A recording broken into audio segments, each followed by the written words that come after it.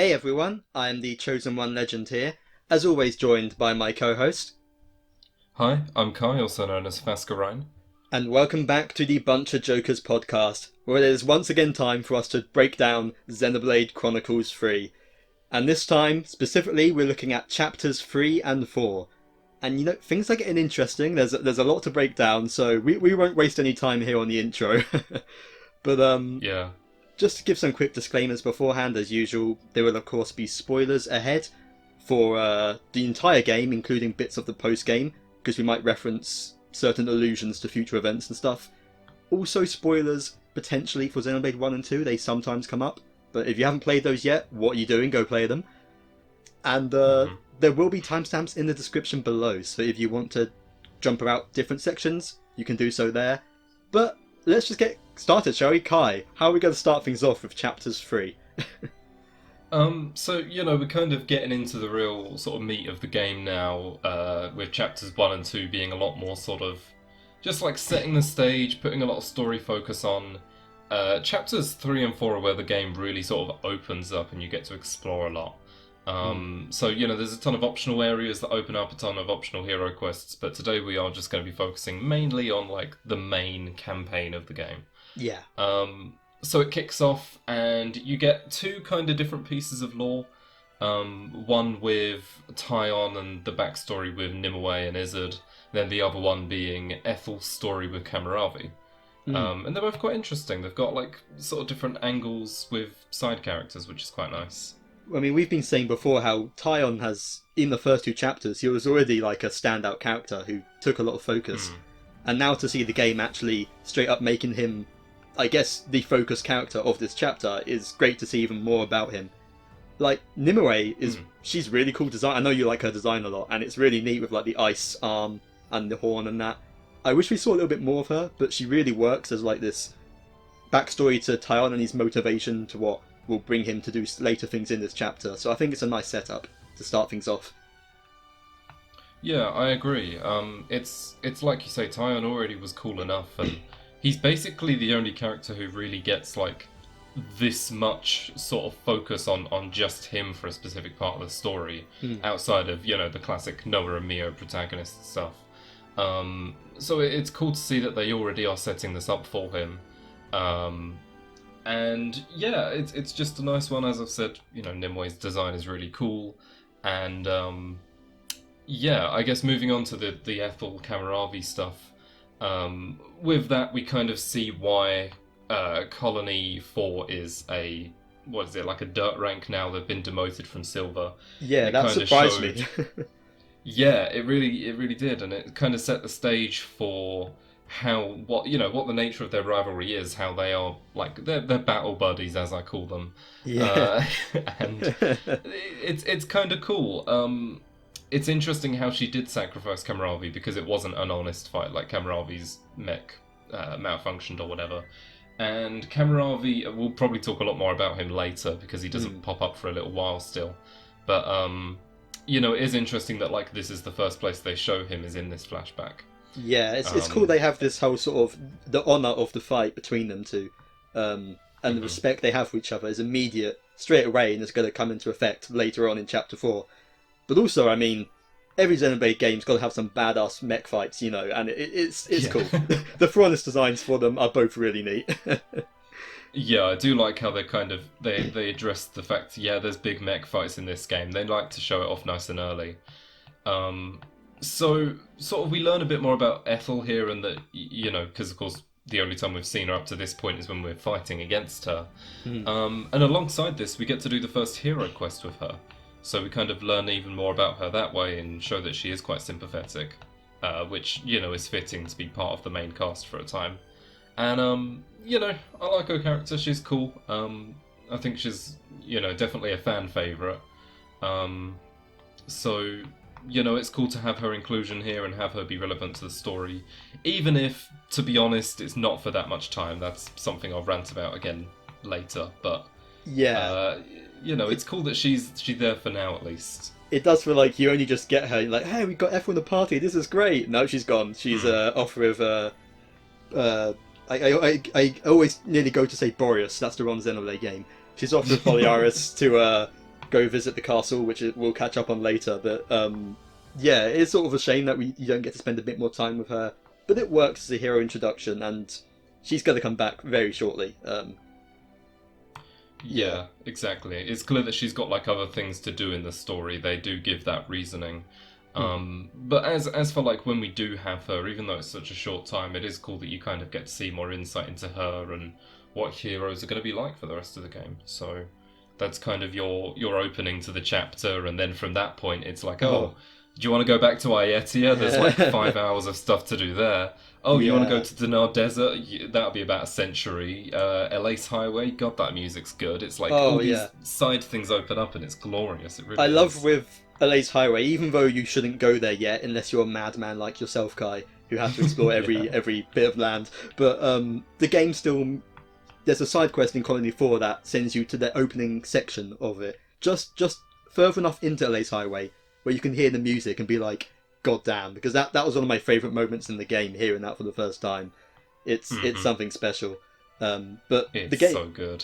The game really does open up at this point. It's been quite linear, and there haven't been that many side quests, but like you say, now you can go back all the way to do, side quests for Colony 9 and whatnot, which we'll cover in our hero discussion, which will be its own separate thing. But it's really great how it opens up right now. And I think part of that is the next area, Ribbi Flats, which, for me, is... I didn't think it was going to be part of the same section, part of the Fornis region as well, but there is so much here condensed in the Fornis region, it's insane. Yeah, like when I was looking at it, I was thinking, okay, so maybe there's like one region per chapter or something, and like the Fornis region are already, like just that middle Aegis Wilderness part, I was like, well, that's a pretty big section, Yeah. And then it just branches out, and it's like, oh my god, there's so much here. Yeah. And then, the Ribbi Flats are really cool, because it's like a huge open grassy area. And it's kind of like we've said before, is that this is kind of the true... maybe it's a bit harsh to say the true grass area of the game, but it definitely has like almost like a homely feel to it. Like it feels more sort of standard. It's a really nice grass area. I really like the landscapes they have going on there. And, you get a nice couple cutscenes here and there about random things. They learn about evolution and aging there a bit more, and it's a cool little area. Of course, you have Valdi's quest there as well. So yes, Valdi's there's not too much to his quest to really dive into, but he's just a good boy. So is Mecha Friend. Yeah, just wholesome fun. Mecha Friend. Yeah, Mecha Friend is my favourite. So precious. It's nice having him as like your first. Assuming you didn't go back, which you might have done already at this point, but one of your first mandatory heroes who's going to stick around in the party. It's very useful to have him as a healer. It doesn't always helps to have some healing on hand. Also, using his ability, his chain attack ability in his side quest against Ferronis or whatever it is that you're fighting, it feels very satisfying. That was my first. It does. It's amazing. It was my first example of wow, you can do bloody big numbers in chain attacks here. That's when you realise it hits you. It's like, wait, I can do like lots of damage. I remember back then I was freaking out over like, whoa, I hit 100,000 damage. Oh boy, did that change over time. Oh yeah, definitely. But yeah, it's just a really nice introduction to him, and in general, like the Ribbi Flats, it really the way you sort of climb up it, I think is great. Because you just get more of the viewpoints, and you can see so much from the Ribbi Flats. Like, at certain points, and this goes a bit into the next area, Rae-Bel Tableland as well. They're kind of part of the same, they're quite connected. Yeah. But when you're at like the top of it, and you get to a certain vantage point, and you can see Elais Highway and Aegis Wilderness and Colony 4, and if you look in the distance, you can see bits of the Aietia region as well.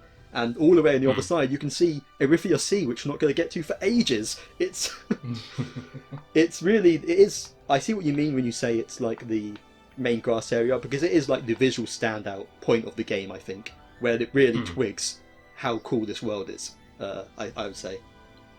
Yeah, I remember looking at it in one of the early trailers, and it's just like there's so much going on in this world, and it's a very cool high point. So. It's one of my favourite areas, I think, just in terms of that. Music too is nice, very sort of atmospheric. Yeah, so overall, just like a really sort of solid area. Valdi's side quest, like you said, is very nice to have there. And then I guess you move up to the Rae-Bel Tablelands, and there's not a whole lot that goes on there. However, you do get some lore with Eunie and Taion. So, that's quite nice. You get to learn, again, basically about both their backstories. Taion, you learn more about his whole backstory with Nimue, and the Saffronia Tree, which is a very nice callback from Xenoblade 2. I will say that's like an amazing reference. Absolutely, yeah. I mean, they looked so great back in Urayan, and they never stop looking great. It's just such a glowing tree, always good. Yeah, pretty much. It's absolutely gorgeous. So I'm glad that they recognised that and included it again in a capacity. I also want to mention here that we saw, maybe I'm jumping ahead a little bit because we're gonna get more on him later, but we've sort of seen a bit of Consul J teased as well. We saw him. He was shown off a bit earlier in one of the cutscenes with the rest of the gang, where he's like, "Yeah, I'm going to go sort things out." Even though the voice, you can tell, I still had no idea at this point.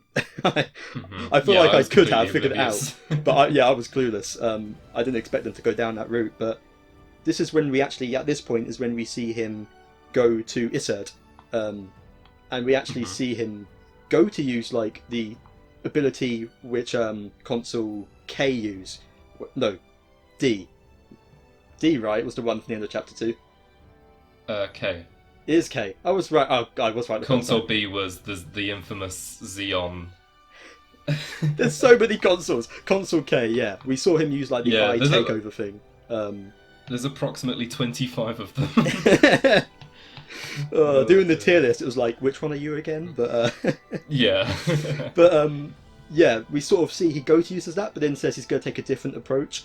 And immediately he's kind of creepy. He's really creepy, and that's going to only accentuate throughout. But I like the build up there with Isurd, and I like that we see here that Isurd is friendly. We actually see him the way like Taion remembers him, so that when we're going to see him later, it's even more jarring for us as well.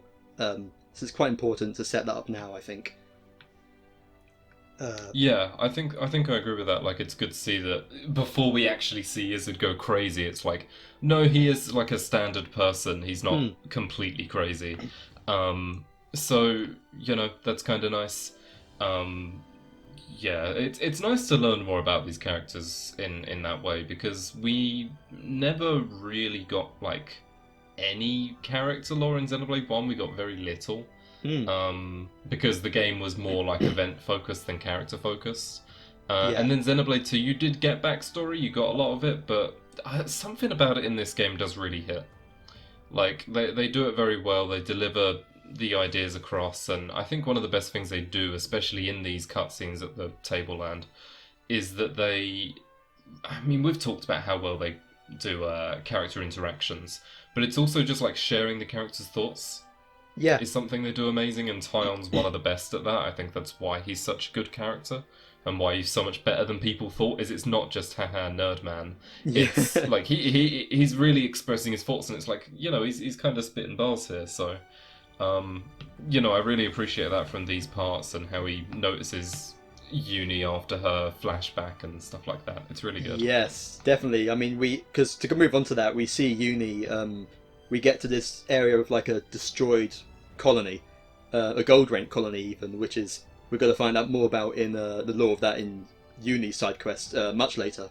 But when you first see that and you see this moment where Eunie finds a tag with her name on it, this is when the mysteries of the game really start to unravel, because we haven't got too much of that yet about the state of this world and why it is the way it is, but this is really our first reveal that something is not right, Something is off about the systems of this world and the way it functions, and it is really eerie. And I think, like, through the voice acting, and this game has a great voice cast in general, you really see Eunie's like complete trauma at seeing this, and it really hits her hard.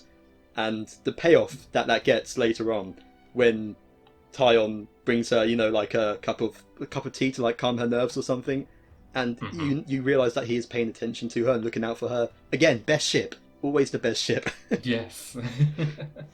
It's really good to see, and it's like you say, it wouldn't be a Xenoblade game without having that mystery there. And I feel like they do it well. They give you a bit of information, why is my name there? Why am I remembering this? It was even teased earlier in chapter 1. She gets a brief flashback when she meets Consul K. No. D. Yeah, I'm very impressed with how they slipped that in there, despite the fact that there was already so much going on. Yeah. So it's pretty cool. In that flashback, I mean, that's also another place where you get to see Consul D without being interlinked. And that was always like a cool sort of working thing for me, is like, you know, the fact that I'd called early on that in that first Moebius fight in Chapter 1, it is an interlink. And then I was like, well, hang on. Is this Consul D on his own in that flashback? So, you know, you get to see that. You get to see some cool shots from the trailer and stuff. And it's a good place where it kind of brings up a lot more questions about, you know, what these characters' relations have. So, you know, I like how they're bringing in the mystery. It's good. Then, I guess, ending off that area, you have another talk between Taion and Lands. I can't remember exactly the details and stuff, but it sort of goes more into Tyon's thoughts and, again, just character interactions. Supreme. It's nice that they don't just... we all love the Taion Eunie ship, of course, but they don't just do that. They don't just keep them in their pairs. They mix and match the characters a lot. So we get moments between, like, Taion and Lands, which you might not have got in something like Xenoblade 1, I feel. So that definitely goes a long way. That is something I want to go on a small tangent about, is that I've not done it yet, but I'm planning on making like a very small list. I want to go through all the cutscenes in the game and sort of match up every main character with each other and see, do all of them have like a meaningful interaction with each other at least once. Because Taion and Lands actually have quite a few, because that's a very interesting relationship there. But I do genuinely want to see if all of them do, because in Xenoblade 1, like you say, there wasn't many. The way they made up for that is every character combination had at least 3 heart-to-hearts with each other. So, like, you know, they kind of made up for it in the side content. And Xenoblade 2, I feel like there were far too many characters to make that sustainable. But, you know, this game does it really well, and they do it in the main story relevant to what's going on. So I do really want to see, because I feel like they did nail every single character combination, and we really got to see those dynamics shine. So it was very impressive. Definitely agreed, yeah. And, I mean, then we move on to our next area, which is, of course, the Urayan Mines, going inside the Urayan Titan, which, it's such a bizarre area, because it really doesn't feel like Uriah. It's the Ether Mines. You're going into the Urayan Mountains, and it's like, man, it's Uriah, and we already got that really cool Fallen Arm remix because we were at the Fallen Arm. I can't wait to hear Uriah and a really, really good remix, and I can't wait to see Fonza Mima, and it's the Ether Mine, and Fonza Mima's destroyed. Yeah, I mean, okay. In a sense, I kind of like how off it feels. Like, it's a place you remember being so vibrant and beautiful, and it's just empty and desolate, and it is quite effective in that way, to be honest. So I can't fault it too much, especially seeing the ruins of Fonza Mima, the bits of the castle, like the little steps that go up to the ruins where, you know, you fight Malos on that. That was really cool. But I do wish they at least did a remix of, even if it was like a slow, depressing remix. At least we should have got a remix of Uriah at some point. Because Xenoblade 2 gets 9 and Xenoblade 1 gets like 2 or 3. So Xenoblade 2 in return just gets 5 different remixes of Drifting Souls. That's the okay, you're not wrong. Genuinely what happens. So yeah, I mean, it's definitely a subversion, and I wouldn't say it's necessarily a bad one. It's just a very unexpected twist for it. It is, and especially considering, you know, it's kind of like the symbolism of the game. Xenoblade 1's got the Mekonos sword, which is always quite important. Xenoblade 2's got Uriah itself, normally, which is just like one of the regular Titans. I guess it's a good, like, example of a Titan. And then in this game, it's like, destroyed Uriah is like the big thing on the page, alongside Sword March, which is, of course, really important. It's like, how's destroyed Uriah going to be important? It's like a half an hour long area. Tops. Like it's very short. And again, I don't have a problem with that. I understand it's more for the symbolism, but you know, it's just really interesting to see that, like, it's a huge looking area, and you go through it very quickly. Outside of course, Riku and Manana's hero story, which I'm glad they had. Yeah, so. There's nothing too notable about their side story, but it's nice to see. It's fun to get them in the party. It's cool to see Manana just spinning, you know, like, she lets it rip like a Beyblade. It's they do. It's cool to see them both there together.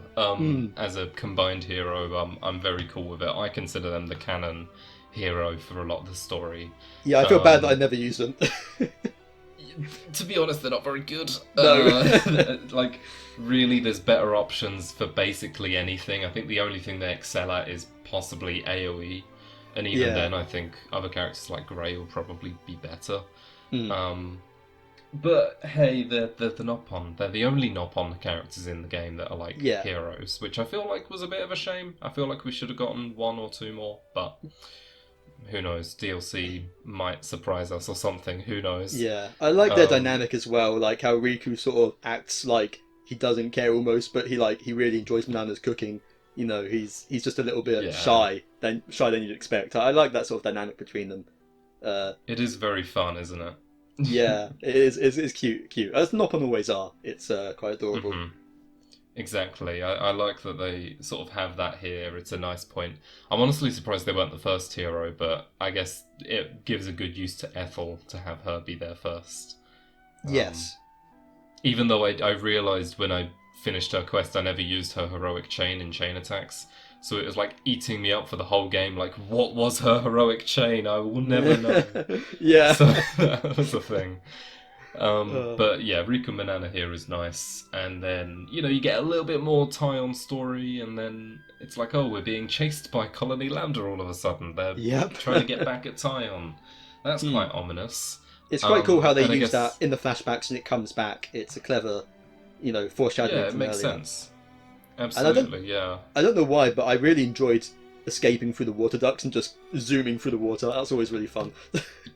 Yeah, I was going to say, like, it's a really cool escape scene of that, because it's not just in the cutscene. Like, you're physically doing that, and it's quite fast, and it almost gives you the vibes of, like, the Valak Mountain ice mechanics and stuff like that, I feel. And the water slides in Xenoblade 2, for that matter, as well. Ironically enough, there are in the Urayan tunnels, in the head of Urayan. Near the beginning, there are like all these water slides and stuff, and it's really cool. So that was all really fun. I like the rush of it, and then you open up into the end of chapter 3. Oh, Isurd is angry. He's mad. Yeah, it's like you show up there. It's like, oh, the Great Cotte Falls. It looks like it opens up on that scene, and it's like, wow, this is really. Oh my god, it's a colony there. What the hell is that Ferronis doing? Oh yeah, it comes out of nowhere. I mean, I think we've seen it in the trailers or something, but it coming out of the waterfall is a badass shot. I mean, it looks great. It's very cool. Yeah, it's one of the most impressive looking Ferronises, just because it looks like a giant spaceship type thing. And the fact that you actually straight up fight the Ferronis, like it just camera zooms out and you bonk in this big Ferronis with your little swords. I kind of wish we had more of that, because they did it once there, and it was like, wow, we're really strong, we're already fighting Ferronises. Then you don't really do it for the rest of the game. Nothing to that scale, except the final boss, really, which is pretty much, yeah. It's like the biggest thing you fight across the game. But hey, I mean, that fight's really cool. I think they had like a unique thing in that fight of weird AoE that the enemy has. Yes, and if you get too close. It's weird that they made it for that. Yeah, I wish they brought it back, because it was a really, really cool idea. And I think most of all is I was like, man, there's no way I'm going to be able to break and topple this thing. Immediately broke and toppled, and this Lambda Ferronis was down immediately, and it felt glorious. I'm sad you don't actually get to see it spinning, though. That would have been great. It would have been, yeah. But I was like, wow, you can actually topple this thing? Yeah, that's crazy. It's cool. And then in the cutscene afterwards, that's literally what Senna does. Yes, get in the... So to get onto that, of course, we get the debut of the Agnus Ouroboros, which, because I hadn't been keeping up with the trailers, I didn't even know were a thing. So when I saw this, I was like, oh shit, yeah! Yeah, I was looking forward to them, so I was pretty hyped for it as is, but... Yeah, that whole section of cutscenes is, again, one of the many examples of amazing sort of like choreographing. Yeah. You get to see all these really cool things happen. The Ouroboros is unlocked. Taion's got all of his illusions. Oh, that was so cool with his Mondo, yeah. Yeah. The Mondo, and then the rock coming down, and then that becomes his Ouroboros order in the chain attack and everything. Yeah. That's very cool. And his talent art, sorry. But I feel like one of the things we need to give props to here is Isur's voice acting here was really good. He's intense. Apparently this was like one of his first gigs, period. So considering that he's like so new to the scene, really, really good job.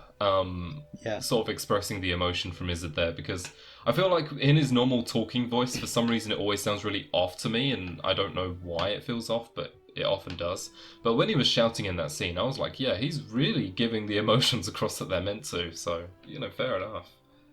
Yeah, and you can tell he's been made in a way specifically just to hurt Taion. That's his entire purpose here. And yes. it's brutal. Exactly. You really feel bad for Taion.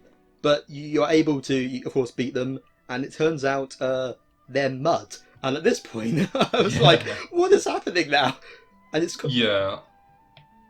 I mean, I occasionally have, whenever there's surprising things happen in the story, I get this, certain face I've noticed that's, literal jaw-dropped, what's happening here? I look like I'm an ape that's, discovered electricity for the first time or something. I'm not really sure. I'm going to have to find a screenshot of your streams to put into this video now, guy. Oh, God, yeah. Oh, no. Now that you've said that. But there's points I can think of, trust me for that. And it's I was just like, what? He's mud? And then, of course, the whole thing happens where Consul J shows up, and it's like, oh, okay. There's, console shenanigans going on here. Okay. Yeah, it's... the consoles all have... Some of them have these, unique abilities, which we don't really see too much of. It's interesting, but... Yeah, I wish they did that more, because, they mention it later in the story with Consul N. They mention that, K had regenerative powers, J could make mud things. You've even got one later on, I believe it's W or something in Ashura's Ascension quest that has a special ability, I think. Yeah. And it's just they've all got these cool abilities, but most of the time they just don't give them to us. So I wish they did more, because I feel like it would have given the consoles a much higher sort of appreciation than what they are currently, because at the moment it's kind of they're whatever. Yeah, but there is, of course, the reveal that Consul J is in fact Joran, which this is a certified Xenoblade moment. It's it's like Prison Island in Xenoblade 1. It's it's one of those kind of things. They're always in Xenoblade games, but it still took me by surprise, and it opens up so many possibilities and theories and ideas. But I love it when Xenoblade gets like this. It gets weird and speculative. And that's one of the crazy parts, is that this happens and all this stuff with the Joran reveal happening, and then it's we're only in chapter 3. Yeah. At the time I thought there were 10 chapters, so I was like, what? How is this already happening? But even still now, it's that's crazy that they were setting this sort of thing up early, because I did not think Joran was going to be a plot point until much later on in the game. Looking back, it is crazy, the parallels you can draw between both Joran and D, and then also Mumkar, because I feel like there's actually quite a few comparisons to draw there, but they do it in a different enough way that I did not twig until hindsight kicked in. Yeah, absolutely. So, fair play. And the thing with Joran is, again, credits to the voice acting, he's so creepy and terrifying here. It's really eerie. Yeah. The fact he's so jubilant and enjoying this, it's he's just one of those crazy Xenoblade villains. I do see that this game gets criticised for its villains sometimes, and I think I agree to an extent. They're not as strong as Xenoblade 2 has the strongest. It's very focused on the villains, the story, and Xenoblade 1 has some great stuff as well. But I really like what they do with Joran. He's very menacing, and the way he gets the reactions of the shock out of the rest of the cast, and then you have to fight him, and it all feels wrong, which it's meant to, Yeah, it's really cool that they have all this show up here. And then it that's what ignites Lanz's arc, pretty much. Yeah. Is why is Joran here? Because that's the strong relation. So, it's cool that they did that there, and then it leads into more in the story. Joran, as you say, did a really good job with the voicing. He is like that creepy kid in a horror movie. That's exactly the feeling he conveys. And yes. It's just if you didn't already have enough questions, here's 15 more. Why is he here? Yeah. And I guess it should be noted, the one final thing for the chapter is, as this happens, you unlock Ouroboros orders, and they just make chain attacks overpowered. Oh yeah, love them. I was so focused on the Joran stuff that I wasn't really paying attention to Ouroboros orders, but once it did kick in, I was like, wow, this is on another level of strong. It's very good. Yes. And, now that it's kind of funny though, like the scene ends, you beat Joran, you sort of see a bit more of the flashback about what happened when he saved them, but we sort of figured all that already, we sort of knew the gist of it. Mm-hmm. And then it just sort of, he disappears, and then it just transitions to just Cotte Falls, and you're just there like, what? Yeah, just chilling. It leaves you that breather moment of like, now what? Which is, I love it when games do that, it's quite cool. Yeah. But you do get to, you go in and you see the real Isurd. He has a little heart-to-heart with Taion and gives Taion a bit of closure that he needs. He gives him Nimue's, it's like a time device or something, isn't it? It's like a pendant thing. Pendant, yeah, something. So it's nice to see that sort of closed off. And we see a bit of contemplation between like lands trying to deal with. And I like the fact that him and Noah don't see eye to eye on it straight away. That Noah's sort of trying to move on from it, but Lands can't, because obviously Lands blames himself. He has that more personal connection to the event, because he was the one that was pushed away by Joran. So it's... exactly, yeah. It's not just like, they're all like, oh no, they're not reacting the same to the event, which I think a lot of games do that, characters will just have a unified reaction to something, but here they react differently, which again is the strength of the characters in this game. Yeah, it makes them feel so much more real, and you've got to give them so much credit for that. I guess the one final thing in this chapter that I do want to mention, that I wouldn't say it irks me, but like, I was trying to look out for every possible plot point in this game as we went along. And one of the big ones that they bring up from time to time early on is like the motes. When you do the off-seeing, the motes fly off. Yeah. And I was like, well, that's a big symbolism in the game. I was like, surely that's got to have like some big story significance. And I'm really looking forward to seeing what influence that has, along with other things like the fog and whatever. And then in this chapter, that at the end of it, they kind of address, Taion says, like, they literally don't mean anything. Yeah. Like, they're just there to represent, like, seeing people off, and you even see in the city later on for, I think, Monica's quest or something, that, that's all it is, it's a representation.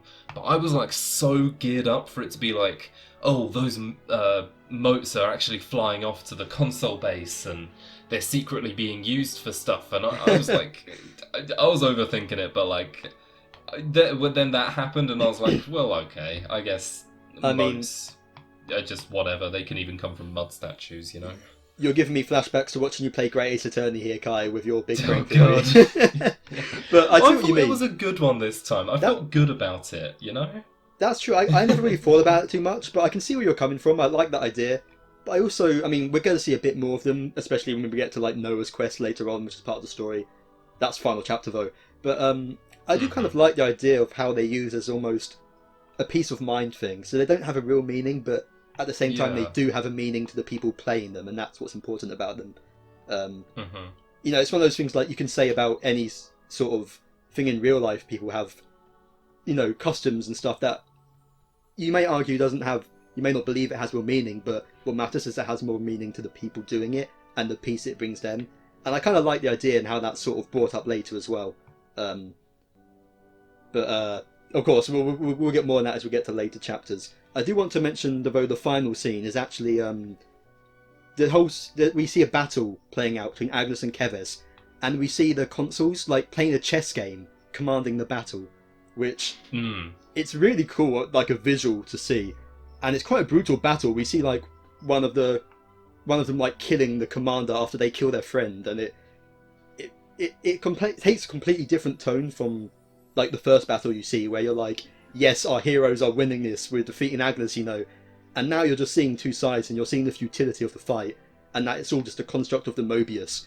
And the way the game builds to that, like the meaningless of this world that the Moebius have created, it's depressing, but in a good way. Yeah,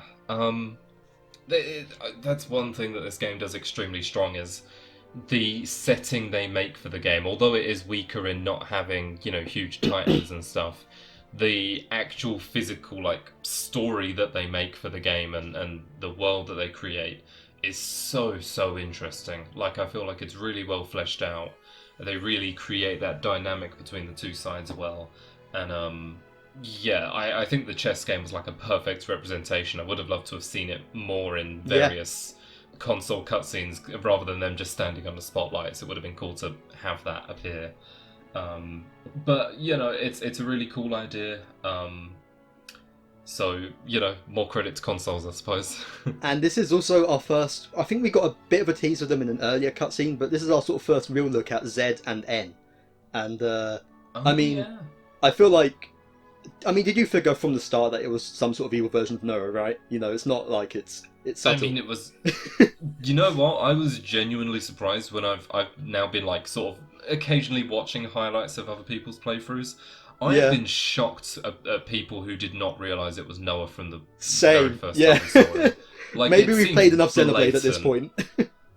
I don't even know if it's a Xenoblade thing. I think it's just like true. Common sense. Like it looks so obviously like Noah, but with his hair down.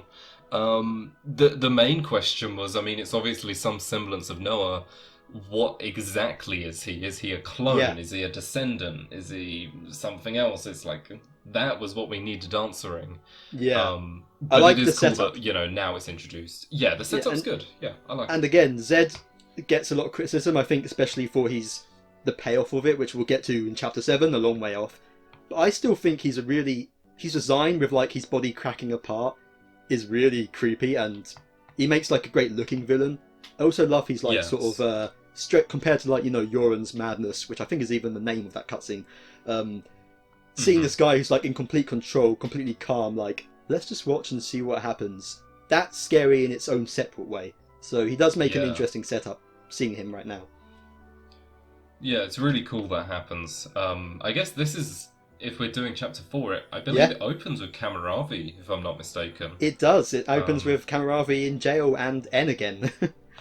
Yeah, it's ironic that, like, the first time we see Cammuravi properly is in a flashback with Ethel at the beginning of Chapter 3. Rest of Chapter 3, nothing happens. And then it's like beginning of Chapter 4, oh yeah, remember this guy that we, like, briefly mentioned? He's back. And he's very good at fighting, as you can see. I do like that they gave him that kind of...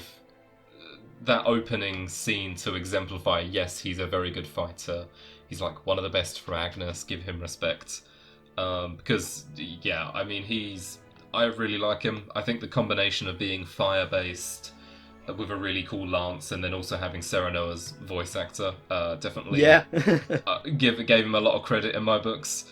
So it's interesting to see that he's, like, actually in prison here, and, you know, it's like, oh, we're going to start using him as a character. It's like, cool. I hope you don't kill him off in this chapter. Yeah, what could possibly go wrong? But opinions. Yeah, we do. I mean, now we get to explore Cotte Falls for the first time. Really, very beautiful area. You know, it's got that sort of nice. I like the sort of tease of Maktha as well, where you can see the building, just like at the very top of the falls. And I didn't know about Maktha Wildwood, so I was like, wait, what is that doing here? You know, so it's a cool little tease. There's not too much story in this area, but it's a very relaxing sort of vibes after the chaos you just endured. Yeah, pretty much. There's only like two key things that happen here. One is, I mean, after reconciling Wizard and his hero quest, but that's completely optional. Yeah. So one thing is Taion has even more dialogue here, like even after his arc is done. Yes. And it's like, damn, he's still like spitting. He's still one of the best characters. Wow. I like that scene where it's just Noah and Mio just smiling at him, and he's like, oh, for God's sake. Because I had them both on the Yumsmith outfit during that scene, so it was even better of like them two smiling. Yeah. I was like, I felt really good about that. It's clear that they're getting on, and yeah, just Taion talking here more about, like, you know, this pendant has survived so much time, and if we had just a little bit more, and, you know, he just starts thinking about the whole situation more, as he should, and it's very cool to see. Yeah. The other cutscene is a dragon. It's just like, it's just there. Oh yeah, I forgot about that. Yeah.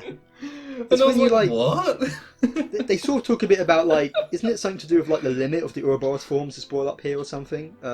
Yeah, that's the main purpose of it, is Yeah. setting up for the Annihilation event thing. Yeah. It is, I'd forgotten about that completely. I didn't have it noted down at all. Yeah, no, I didn't either. I just remembered, like, just walking up the falls, la da da da da. Oh, it's really cool waterfall. Is that a dragon? And it's like, there was no explanation for why it was there in the end. No. I guess dragons in this game aren't very important. In Xenoblade 1, there were only like 3 or 4 of them across the entire game, and the whole thing was like, they're the strongest things around. They've got a ton of like Prison Island based lore, and like, be scared of them. In this game, it's like, oh, there's just one in Great Cotte Falls casually, and it's level 30 something. It's just like, God, I was like, what? But anyway, it's, yeah.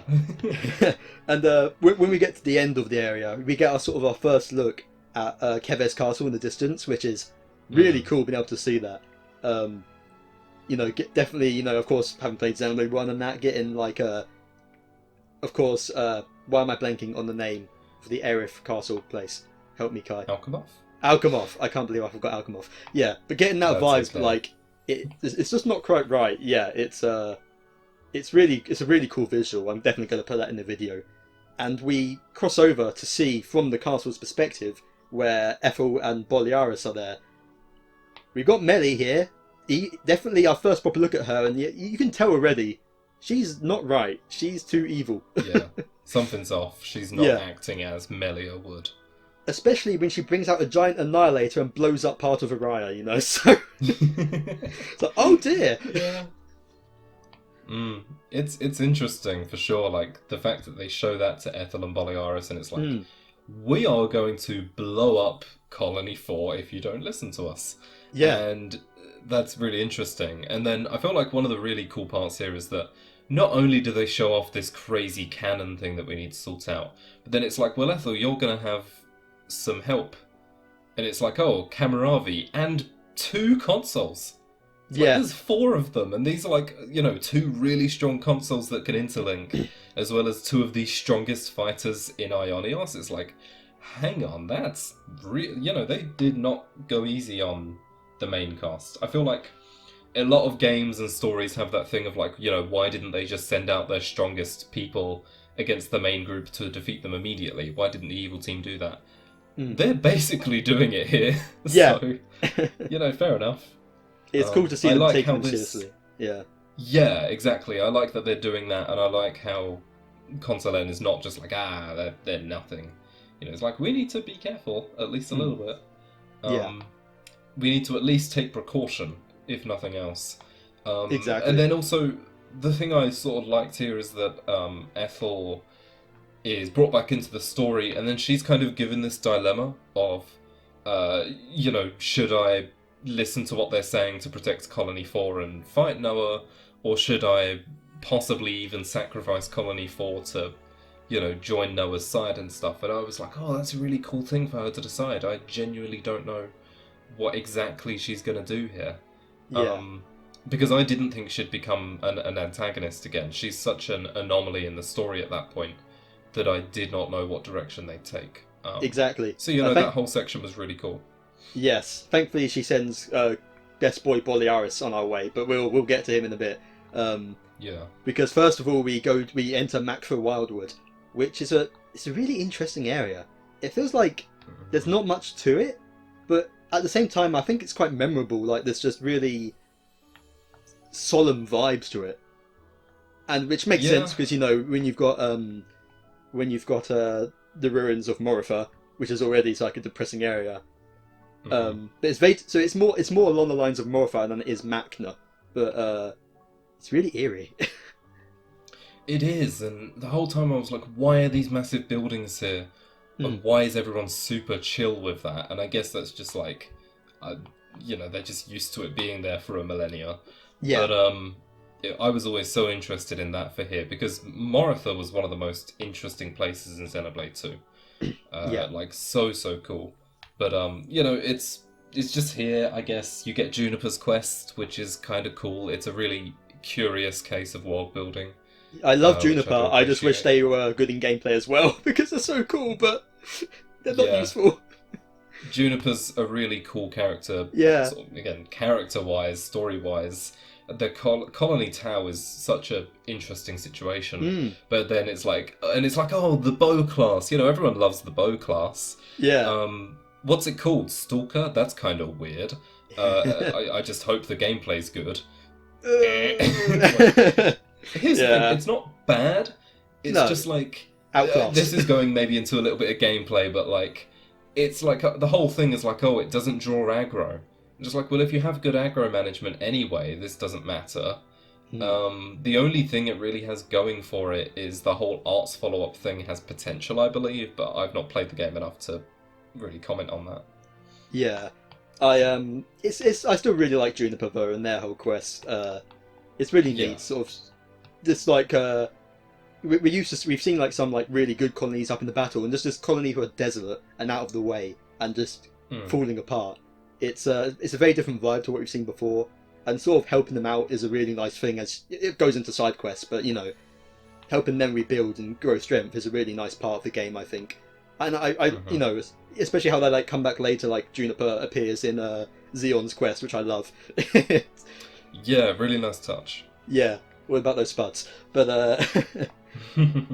as we leave Maktha, we run into we get a few little bits between like lands again, and him contemplating Joran and what he's going to do about that. We also get some sort of reminders of Mio's ever creeping, expiry date, I suppose, which the game likes to constantly remind you of just to make you feel depressed. Yeah, it hurts. It does, but it's cleverly done because it's going to have payoff in chapter 5, so that they need to keep building it up, and they do that very cleverly and subtly, I think. Yeah, there's even more stuff about they show off Miyabi properly there, I guess. So there's backstory there. Yeah. There's a cutscene, that cutscene's between Eunie, Manana, and Mio. There's the whole thing about Manana eating all the food in the chicken, which is nice. Yeah.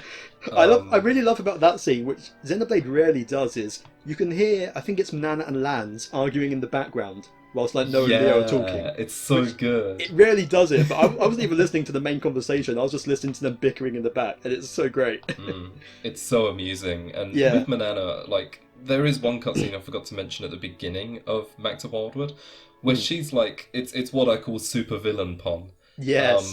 And she's like, are we the bad guys? Because, like, you guys have literally killed hundreds of warriors and stuff during your battles. Yeah. And then, they kind of address no, because, we didn't have a choice. We're trying to change that now. So I do like how they address that, because it's like, I feel like it's important that games do that. They kind of address, like, the morality of these characters and the fact that they were warriors before, but they're changing. It's good, definitely. Yeah, and then we run into Borealis, who's like, things are going to shit. But I like that the Ghast are like immediately like, yeah, we're going to help out. Like, they don't, no question that we dive straight into the enemy base. Why not? Let's do it. Yeah, it's good that they see that, they understand the situation. Borealis is a legend for sneaking out and taking responsibility of Colony 4 from here forward. Yes. And and then it's just like, we're gonna go straight to the castle. They know it. Consul N is immediately like, yeah, that's fine, they're gonna come straight here. Like, he calls it perfectly, because that's what the protagonists do. The only people who didn't expect it, supposedly, are the lost numbers, from what we learn in later dialogue. That they were the ones who were like, hang on, what? But, guess they didn't have context. So, that's kind of all of Maktha. You sort of finish that area, and then you get the really heartfelt conversation between Noah and Mio, where it's like, finally we're getting to... Mio's been breaking out of her shell through all of Maktha Wildwood. She has quite a few cutscenes here and there that show that she's scared and stuff, and then you finally have this culmination with classic clueless Noah, who's like, bro, I'm just standing here. That's all really nice. That whole moment where they exchange flutes, that is the moment where I fell in love with Noah and Mio as protagonists, I think. Like, I didn't mind them up to this point, but I felt like early game they weren't standouts compared to, like, Taion and even like Lanz and Senna and so on. They get a bit more spotlight, but this is when I really felt the connection between them, and I really, wanted to see them succeed, and I felt really bad for Mio. So yeah, the payoff of that scene where they decide to exchange flutes. I know we go on about Taion and Eunie being the best ship, but it is. But this is a good one as well. I really like the dynamic between Noah and Mio, and it really starts here, I think. Yeah, it's exactly that. Like, before the game released, we were kind of like, well, Taion and Eunie, I was like, obviously, as a ship. I was like, Lance and Senna probably won't be, which I'm good with. They've got a different dynamic to appreciate. Workout buddies. Exactly, yeah, they're gym bros. And then I was like, well, Noah and Mio, I was like, I'm curious, because I thought they were going to keep it quite vague. And then scenes like this happen, and I'm like, oh, no. Yeah. Like, ever since that Chapter 1 cutscene where they were changing clothes, and I was like, yeah, okay, here we go. That's settled it. But yeah, before Chapter 4, I didn't really care for Mio much. I mean, there was the whole thing of her running out of time, but she didn't really do or say anything special for me to be like, yeah, I really like this character. Up to that point, I was like, all she has really going on is like Catgirl, and it's like, that's it. Yeah. But then here it was like, this chapter really helped her shine through, even though the chapter wasn't about her at all, but it still had so much focus on her, and I really liked that. So, it does. Props to making her a really good character in this chapter. It's really, really good. Yeah, but we'll move things on because this is a big chapter. This is a really long one. There's a lot going on. Yeah, because we get to our confrontation with Cammuravi and Ethel, which I didn't expect to be this quick. But they show up, as well as P and O, the two consuls coming in here. And, you have to fight them. But then, of course, they turn differently. They decide to end up fighting themselves in the end afterwards. Which is interesting. And I just love that whole bit where they go to control Cammuravi, and he just tears out his own eye. That is so badass. Yeah. Huge respect to Cammuravi here. Yeah. It was crazy that we fought them this early, because I was like, yeah, these are, let me remind you, two of the strongest fighters in Aionios, considered to be like, outside of, the consuls. It's like, these are the two strongest people in Aionios. They are the big commander people who are really proficient in mechs, no less. We're fighting both of them at once in specialised mechs that make them even stronger. I don't feel like we should have won the fight against them. Like, I don't even think the team canonically should have held their own, but then again, I guess Ouroboros. An entire Ferronis. Yeah, Ouroboros powers, I suppose. But yeah, it's really cool that they go and fight each other, and just, they're both badass. Yeah. What do you think about them? Yeah, them dying this early. It's a fascinating decision, and it's sad to see them out of the story so early. Obviously, they kind of come back in optional quests and a bit and that. Kinda. But I thought it was a really interesting approach that they decide to... I guess they're going out anyway. They haven't got long to live left. They decide to go out on their own terms. It's such an interesting character decision that I sort of struggled to really comprehend at the time, like, what they were doing. And I still think it's very odd, but it's also not out of character, that they just had this bond. I don't know, it's a really interesting decision. What do you think about it overall then? Besides the fact that it's sad they go so early. I mean, it's interesting because I mentioned earlier that they kind of set up the thing of Ethel making her decision to side with Noah against the consuls, or side with the consuls to save her colony. And then I was like, well, that's a really interesting thing. What's she going to choose? Neither. She just kills herself and Cammuravi. And it's like, she just does not take any responsibility. And it's like, fair enough, she just did what she wanted to enjoy, Yeah. And then that becomes like, just after the fight, the morning after, or whatever you want to call it. They do comment on that, on like, it's sad that they died, but that was exactly how they wanted to go. That was literally what they were ready to die for. But also that it's sad that the state of the world didn't leave them many other choices as well. It's it's very sad. And I feel like it's something I really need to do more thinking about, because I'm still incredibly upset that this happened this early. I feel like my issue with it, because I do have a problem with it, isn't that they died like this. I think that it should have been at a later point in the game. I understand that they did it here so that they could return in later chapters in side content. Yeah. But I feel like if they were going from a pure story perspective, everything to do with these two happened way too quickly. Ethel less so, because, you know, we got a lot of lore with her and everything. But Cammuravi got done incredibly dirty in the story, and I will not stand for it. Like, he gets one flashback in Chapter 3 where he loses, even though he's really strong. One flashback in Chapter 4 where he's really strong. And then, like, he gets one conversation with Ethel. The main party only confronts him this one time. Yeah. And, like, that's it. That's all he gets. Like, it's all condensed into a couple cutscenes and not really that much going on. And he dies in the first encounter with him.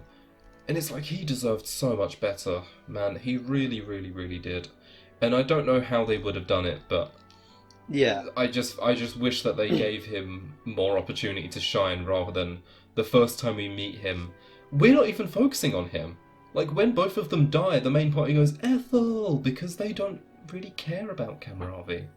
There should have been time established to make the party actually care about him, because he just shows up and dies immediately. Like, maybe even they sent Cammuravi after them here, and you fight him, but he gets away, and then they come back together and fight you again later or something. I do agree. Yeah. He felt like he was very rushed through in the story.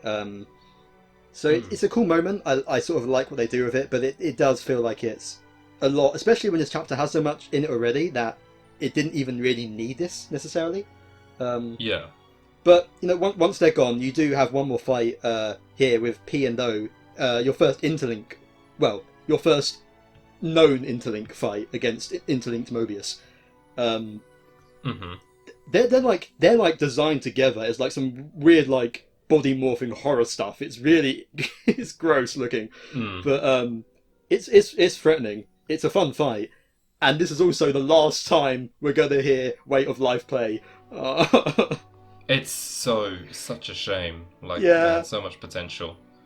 I can see kind of why, like, a lot of the later encounters, I think, you know, you're fighting N, he needs his own theme, you know, that kind of... But even so, like, they could have fit in somewhere else, and that, you know... I feel like, but it is really cool here. I do love the scene where Mio just, like, punches the interlinked Moebius, and they go flying. She's not even in Ouroboros form. She just decks him. Yeah, that was such a good moment.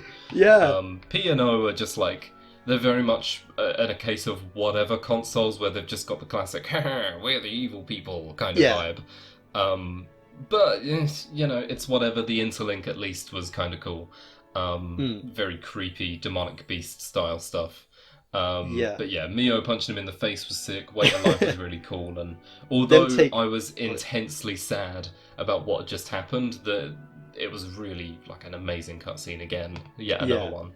When they when they leap up into the air, cancel the interlink and just fall down with the Lucky 7 drawn. It is a really cool shot, and it's just a really great sequence in general. And how they it also sets up, of course, them interlink together. What happens if you interlink for too long? Yeah, it's not going to go well for you, which is going to come important for Lands and Senna much later. You know, it's definitely good that they set it up here in this way. Yeah, and with D and J later, for that matter. That's something I was going to mention. I completely forgot. So I'm skipping ahead a little bit here. But when you fight D and J in this chapter, sorry, I just remembered it, so I'm freaking out.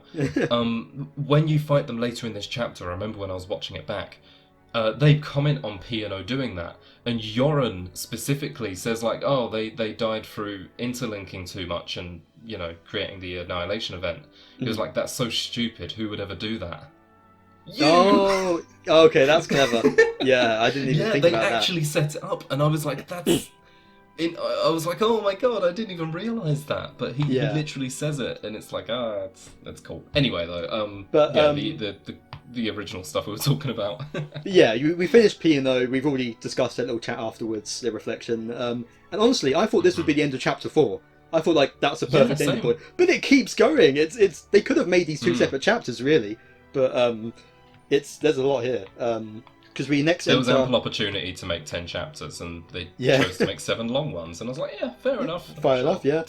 But we get into Syrah hovering reefs, our next area, which it's really fascinating because, of course, it's a combination between parts of like the hovering isles of RFC, but also, and I didn't even realise this, kind of more ordained.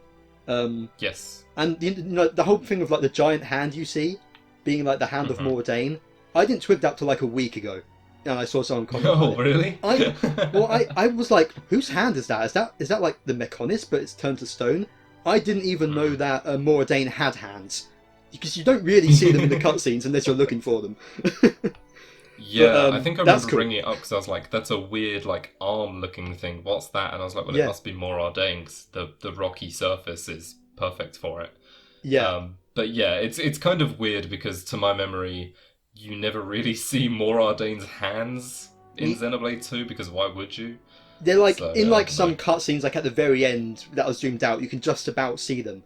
But I had no clue beforehand that they existed. Yeah, it's pretty crazy, but it's a cool touch. So, Star Hovering Reefs does have colony. Oh god, 11.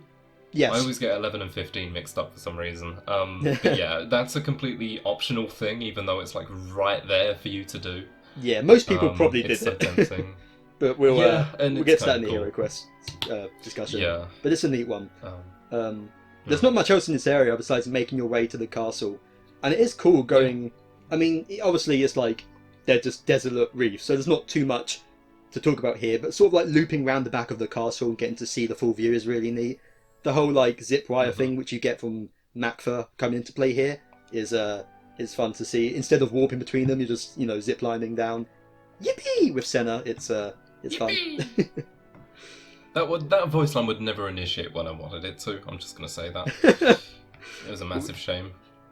You need like I have the Rhine soundboard. We need like a soundboard of the Senna and Yippee. All the different yippies, yeah. Yeah. But yeah, I liked the Hovering Reefs, but they were nothing special. They were very plain. But I mean, it was like really cool. It was like a weird RFC, but then there's also nice another RFC on the other side of the map. It was kind of all over the place. So there was that, and then you infiltrate the Keves Castle, I guess. Yeah, this is it's so weird because immediately there's like Mechonis vibes here. It's straight up like sort of infiltrating Mechonis field, that kind of vibes. It's really off-putting for what is meant to be a version of Alchemoth. And I do love that. I don't think you can even see it at this point, but at the front of Alchemoth, it's straight up the same entrance way with like the stone tablet or whatever of the Bionis and Mechonis. Yeah, you can't see that yet, but when I saw that later, I was like, oh, that's neat. It's very, very cool to see much later in the game, because that first time round there are like quite a few specific parts of the castle that you can't see. Yeah. But it's a cool climb. You have like a ton of mechs you fight, and weirdly enough, it did remind me more than anything of Mechonis Field and Central Factory. Yeah. Because it is all like that kind of it's Keves technology, which is about as close to Machina tech as you're going to get. So the color theming is all there. The enemies kind of look similar. So it was like an interesting dynamic to work your way up. I feel like outside of the two big fights, nothing too special really happens, but it's a nice climb. I think it's cool that, it sort of makes sense that you associate, the Mechon interior or the machines with the bad guys of Xenoblade 1.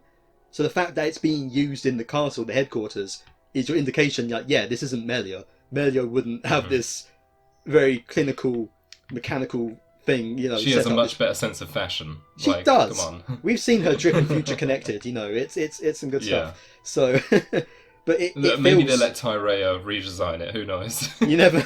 Not impossible. But the fact that it feels like the area of the bad side of Xenoblade 1, not that all Mechon are bad, obviously the people of the Fallen Arm are good in that, but the fact that it's the bad side of Xenoblade 1 here represented in the castle it says enough. It speaks volumes. And it's really antagonistic climbing it. And we get to the Annihilator, and this is where we, as we alluded to earlier, you confront D and J, Consul DJ, I suppose. Yes. This is DJ. Like, it's a really like brutal fight, like when they're like cutting bits off the Ouroboros and that. Like, I did not expect that. It is brutal. I didn't like it. You know? It is concerning, yeah, it's really eerie, but it's a cool fight. It's cool seeing them return, and I love we sort of get a bit more of a focus on Eunie here, and the payoff for her basically, sort of starting to get over her trauma from earlier and accepting what happened to her in the past. And the way that she takes control of things and teams up with Taion to like trick him with an illusion, I thought that was just a genius payoff. We already had the cool illusion stuff earlier. They didn't need to bring it back here, but the way they do it is perfect. Yeah, exactly. It's another example of Taion clutching up at near the end of a chapter. He has a sort of a tendency to do that. And yeah, it's just like a really cool way they do it. I really like how you've got all of these like little pellet things that Eunie's shooting out, and then they comment like, "Oh, that's not going to do anything." Very similar to like that rocks. That pea shooter's not going to do anything to me at chapter 3 of Xenoblade 2. But then it's like, well, hang on a second. That's all. It's a really cool illusion, because if you look at the details, and I had to like look frame by frame to see this, you notice that those are all the little shots that stick to everywhere. And then when they switch to Taion, it's like, well, actually, all those little shots weren't just these tiny little pellets Eunie was shooting, they were Mondo in disguise. It's like, it's such a big brain move that them two, they keep doing it. They don't miss. We also, I should mention, we get our first look at Consul D's identity, Dirk, isn't it? He really is a Mumkar vibe. He completely gives off that tone here, and it's not particularly original. They don't delve into it too much, but I like him as an antagonist. That sort of villain who just is there for the fun. And just because he's just a bad dude, he's just a bit of a dick, That's really it was some people when they saw him were doing the whole "oh no, he's hot" thing, and I was like, God damn it, like, not again! Come on. He's cool. It was very weird when they revealed him, because I was like, normally when they do a reveal of a person's identity like that, it's for a reason, and in this situation they just showed it off just because they might as well at that point, I guess. And I was thinking, I was like, oh, where am I going to recognise him from? Where's this big revelation going to be? And it's just like, he's just Dirk. Yeah, it's just Dirk. We get a little bit more of him later, but not too much. I will say that, and we sort of saw this actually earlier on in the chapter, but I do like his drip as a consul with like the fur on his cape. He's got the best drip out of all the consuls, easily. Yeah, absolutely. So, we get that fight. Of course, like you say, Eunie goal bossing, Taion doing his thing. Outside of that, it's not too special of a fight. It's just like a really cool action scene destroying the Annihilator. So, I've got to give him a lot of credit for that. It was very well made. And I like, of course, now you destroy the Annihilator, like mission accomplished, try to escape. Oh shit, we end up in the throne room. Which was such a oh no moment playing it. I was like, oh god. How did I end up here? Yeah. Like next time they crawl through the vent and they're like, we're in Detroit. And it's like, how does that happen? What? This is what happens when you vent, Kai, It's true. True. They were too sus, and Consul N and Melia had to deal with them as a result. Yeah. Absolutely. But we end up in the throne room and we see the pods from earlier, particularly when we see Ethel, and this is our first sort of we've sort of got hints of it, but this is sort of your confirmation that when you die, you don't die, you are just reborn into this world, and it's starting to come together now. What is happening here, and it's also like, oh, thank goodness, Ethel's not completely gone, but it's an interesting one, isn't it? Because you have all of this, and it's like, Ethel's in there, what's these life pod things? And then like the whole stage descends. It's like, oh, shoot. What's happening here? And then it's like, oh, it's Jenna Coleman. What are you doing, you psychopath? The thing is, we all knew that it was Melia, or at least meant to be a version of Melia. But hearing them call her Melia for the first time still got like a fanboy reaction out of me, like, celebrate one name, Yeah. It was, and then they're like, Melia Antiqua. Yeah. And I'm like, God, it's Antiqua. It's not maybe I'm wrong. I think I'm the wrong one there, but like in the first game they say Antiqua, and then at some point they changed it to Antiqua. it's like, fine. Yeah. Antiqua. Maybe she just got sick of people calling her the wrong name, and she was like, okay, I'm just going to pronounce it that way officially now. If you're going to do it anyway, just make it canon. I guess. So, we have this big thing against her of like, you're Ouroboros, you gotta die. We fight her. Yeah. A little anecdote from my time when I fought her. Just by pure coincidence, I had Valdi in the party, and I made a joke mid-chain attack about if I attack her with Valdi, am I going to get extra TP? And I'm kicking myself that I never actually attacked with Valdi. Because I would have been... Yeah, like, I made a complete joke about her being a robot, like, minutes before it happened. I wonder, yeah. Genuinely, like, that's the kind of thing where, like, I feel like it looks fake, but I genuinely had no idea. That was my biggest called it moment in the entire story, and it wasn't even intentional. Like, I really shocked myself with that one. So at some point I've got to go back and see if using Valdi like gets you extra TP, but I doubt it, But it is cool fighting her and having like seeing her like use the summon elements like in Xenoblade 1, of course. It's really nice to see that, especially like I like that how Xenoblade 1 you never really saw her use the elements outside of gameplay, but we saw a bit of that in Future Connected, which was cool. Yes. And getting more of that here, but used against you is like, oh no. It's cool though. It's a fun fight, and I definitely appreciate it. But then, yep, she is in fact a robot, which I mean I knew something was up, but I thought she was being like mind controlled or something. I did not think she was straight up going to be a machine, but it is a again, it's one of those class certified Xenoblade moments where like, oh, the story's getting weird. Yeah, like what's going on here? This is kind of crazy. That she's literally the fact she's literally like a puppet for the Moebius, and of course N's just like laughing like, you guys are going down, but surprise, in come the lost numbers. Yay, they're here. And I kind of saw it coming again because of the trailers. Oh, fair. See, this is why I purposely didn't watch them. It's fair. When you analyse frame by frame, literally, of the trailers, you do kind of expect things to happen in the game. I think the only area in the game that you do not see in any trailer, I believe, is the final area. Like, every other area, even like Capsicorn Peak and stuff, appear in the trailers, so... You kind of... I did have a good feel for a lot of the things that would happen, so... It was good, though. It was a really cool, like, appearance for them, for sure. I guess one thing to note is, in the trailer, they appear, and, like, that's when... There's this part in the trailer where, like, Mio's like, I've got 3 months left, and then it's the whole big crashing through the windows in the palace. Yeah. And they play a really climactic song, and I was looking forward to hearing that song happen here. That song is actually just the boat theme. Oh yeah. We'll talk more about that next time probably, but like one of the most climactic themes in the game is the boat theme, and I love that. But anyway, the lost numbers appear. There's a big thing about them taking the pods, and kind of gives the team ample opportunity to escape at the very least. I mean, I should say before that we get the hint between Noah and N, although they don't recognise it because they're all stupid apparently. Yes. How he has like he has the like headache thing, and like his sword starts reacting weirdly, and I love all that sort of teasing, like him feeling the effects of this isn't right, Yeah. It definitely gives N, and also when the lost numbers attack him, and he just goes full Jin with his sword attacks, It's so cool, flash. Isn't it? It is cool, yeah. But I love, even though, like you said, even though it's clear to most of, apparently not all of the audience, but a lot of the audience that he is a version of Noah.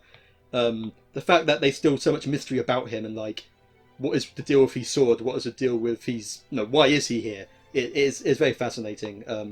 And the chapter ends off with after they've escaped, another consul shows up, Consul N, and we see them take their masks off. So if there was any doubt, these are indeed other versions of Noah and Mio, and oh boy, this is going to pay off big time later on. But I just, again, I feel like, we know it's a version of Mio, but I sort of thought N would be the only one.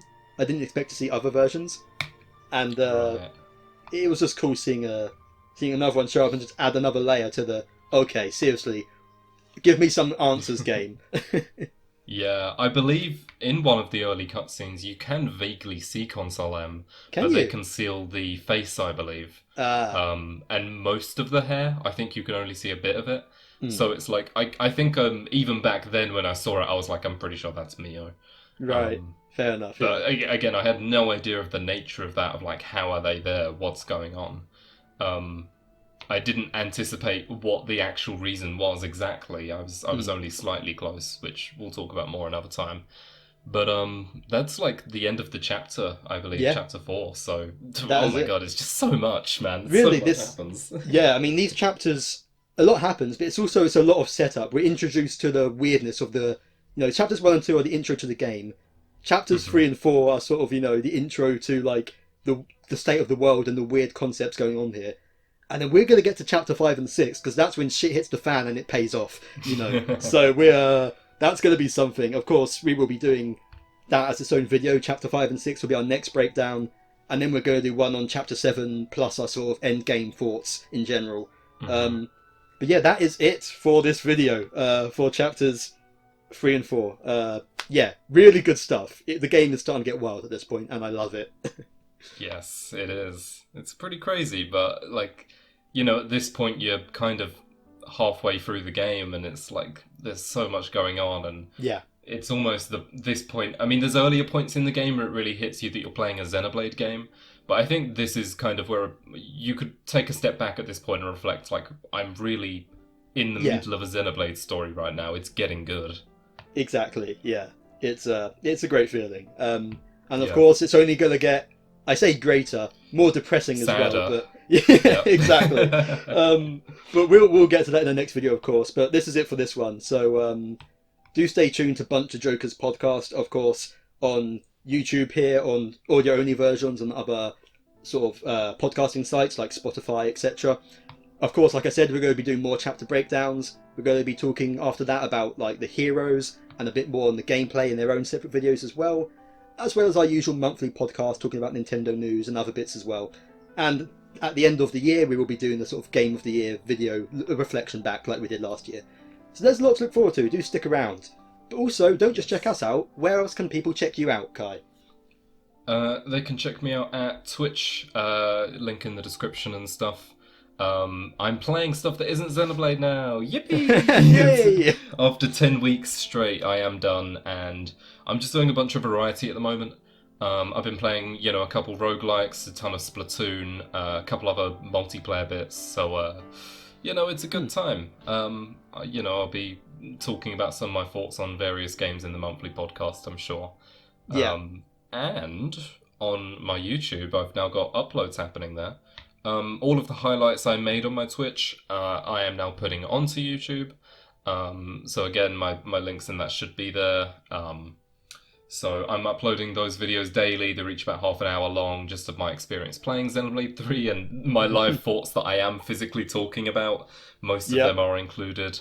So, go check that out. They're daily uploads. I think the first 3 chapters are already out. So, if you've got like a spare 50 hours on your hands, then, you can always stick that on the background of, I don't know, molding at the super bosses or something.